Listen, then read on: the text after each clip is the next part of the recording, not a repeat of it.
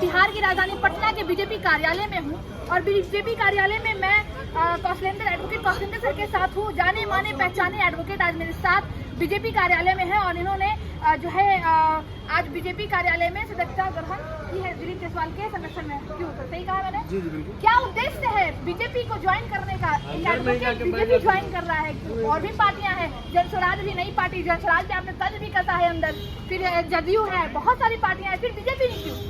देखिए, मैं किसी पार्टी पर टिप्पणी करने वाला नहीं था, लेकिन आप मीडिया कर्मी हैं, स्वतंत्र हैं और लोकतंत्र के चौथे स्तंभ हैं और मीडिया ही जन माध्यम में जानने का एक सशक्त तरीका होता है। तो मैं कहना चाहूँगा कि जन स्वराज का आप नाम ही मत लीजिए, वह एक धूर्त व्यक्ति द्वारा संचालित है। मैं अभी भी वहाँ बोला था कि उसका जो कोष है, कहाँ से फंडिंग हो रहा है, इसकी जाँच हो। रही बात, आप भारतीय जनता पार्टी की बात किए, तो देश के नवनिर्माण में भारतीय जनता पार्टी का अमूल्य योगदान है।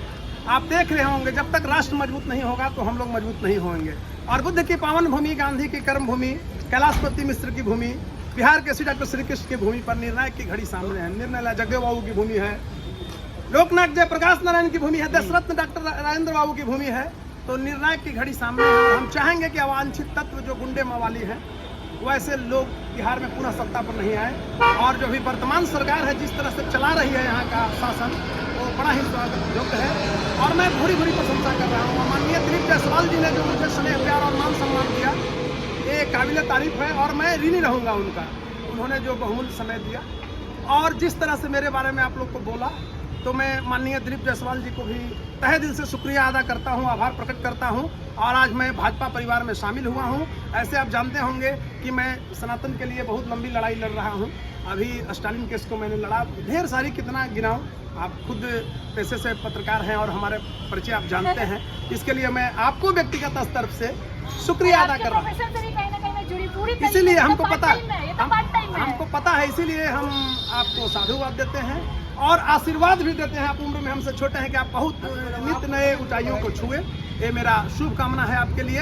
अब मैं एक चीज कहना चाहता हूँ कि कल जो हम एडवोकेट प्रोटेक्शन एक्ट पर क्या कहिएगा? वो तो बड़ा मसला है हमारे देश में। देखिए, बीजेपी भी ज्वाइन कर ली, बहुत खुशी की बात है। वह एक गंभीर विमर्श का मुद्दा है और मैं आपसे, आप मीडिया कर्मी की भूमिका में भी हैं, तो मीडिया कर्मी हैं और जवाब भी देना जरूरी है। लेकिन मैं एक शब्द कहना चाहूँगा कि आज बड़ा ही मिलन समारोह है। आज कई तरह के भावुकता मेरे अंदर, मेरे प्रशंसकों के अंदर और आपके अंदर भी छुपा हुआ है।